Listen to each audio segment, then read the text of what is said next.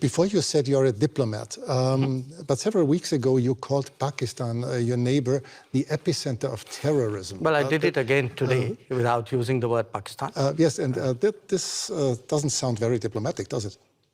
No, because you're a diplomat doesn't mean you're untruthful. I could use much harsher words than epicenter.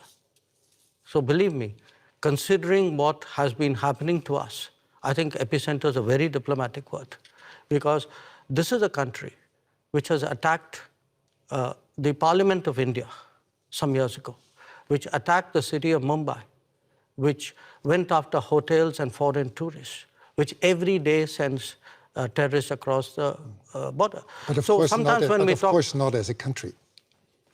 Well, if you control your sovereign space, which I believe they do, if the terrorist camps operate in broad daylight in cities with recruitment and financing, can you really tell me that the Pakistani state doesn't know what's going on?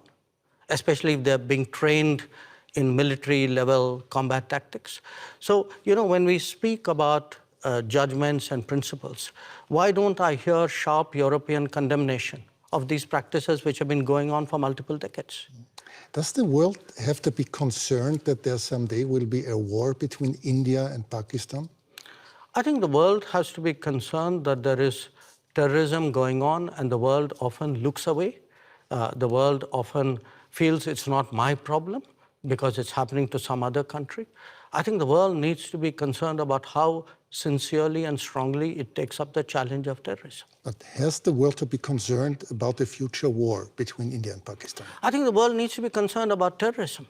That's because, what you said. Yeah, sure. Because look, if you pose it the way you do, that's like giving a free pass to terrorism, saying, let's worry about the next consequence of it. I am worried about the terrorism. Okay, let's change the subject. You frequently said that India has a very complicated relationship